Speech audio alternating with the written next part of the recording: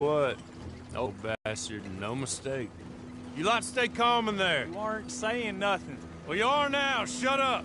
You know, my wife has acquired ideas significantly above her station. She's been reading too many goddamn books. Personally, I'm against education. Of women, I mean. And men, I guess. Unnecessary. Doesn't add much to the world. Education.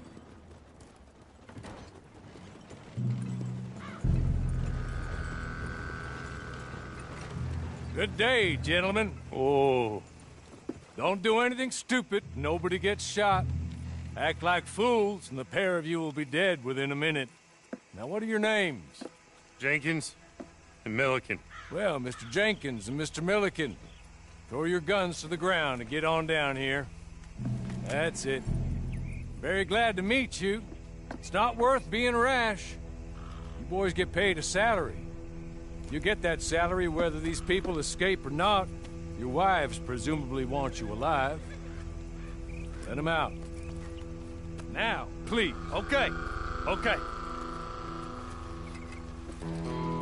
You all run away. Aside from you. Try to stay out of trouble. This is a stroke of good fortune for all of you. Use it. Now, Mr. Jenkins and Mr. Milliken, be so kind as to quickly run away before somebody gets shot entirely unnecessarily. Go on, don't look back. Mr. Wendt, I believe it was $50 we agreed on. It was. Here's 50 each. Each? Yes. Now get out of here, both of you. Journalism. All we did was stand there and look tough. And you did it fantastically well. Good day, gentlemen. Now, sir, how about you pick up these guns and we move out? My mistress is waiting for us.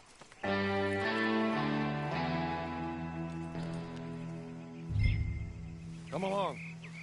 Then you better get on this horse.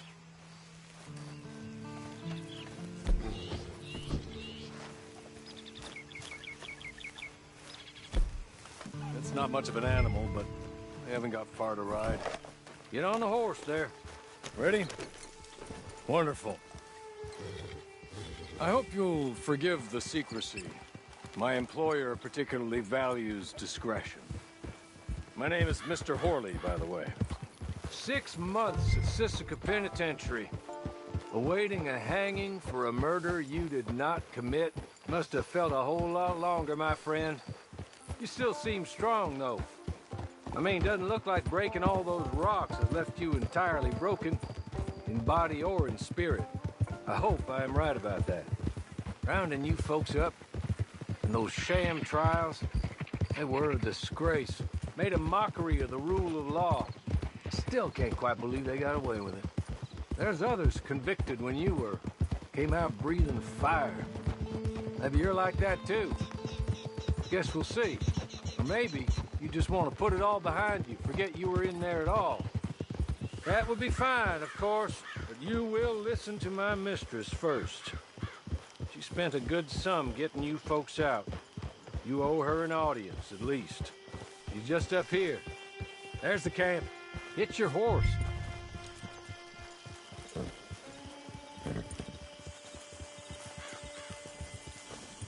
Come on, hitch up.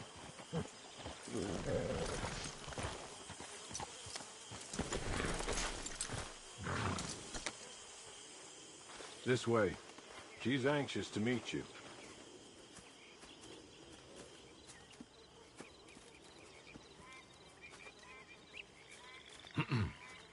Madam, we're back. Hello. Jessica Leclerc, how do you do? What did you tell him? Nothing, as we discussed. Thank you, Horley. I do hope we haven't inconvenienced you dreadfully. But seeing as you were due to be hanged in a week, I'm sure you don't object too strongly. I know you're innocent. Well, not perhaps exactly innocent, but not guilty of what you were accused. I know you and those who were with you that died were little more than patsies, and that you were set up by one of all of them. I can't be sure, but that is all I know so far.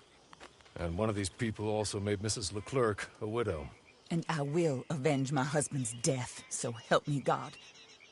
but I will not avenge it upon them who did not cause it, or caused it unwittingly. Anyway, I'm sure this is all a touch confusing and melodramatic. Where are my manners? Hawley, please show our guests to their tent and give them some fresh clothes to put on. Very good, madam. Then serve us both a little refreshment. Certainly, madam. This way. You'll find a change of clothes in there, alongside a few other items you might need, a lasso, a knife, and a lantern, I believe.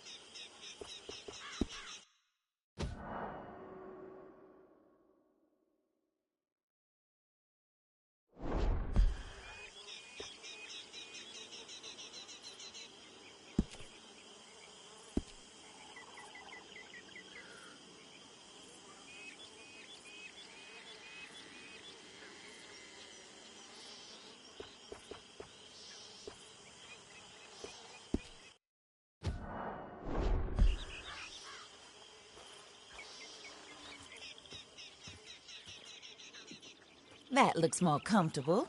Hawley, Here, madam. your very good health. I suppose it beats dying, hmm? Mrs. Leclerc's husband was murdered by one of his business partners. And I intend to find out which one. Or rather, I intend for you to find out. And kill them. You're the only person I could possibly trust to do whatever it takes. Because you and your accomplices, you're the only other victims of their lies still alive.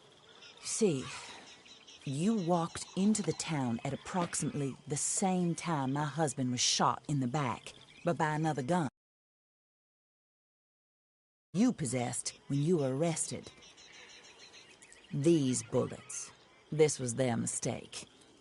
You were rounded up and sentenced to death, all because you came to town and didn't talk too much and seemed like you were nasty. Anyway, here Jeremiah Shaw, banker, real estate speculator, and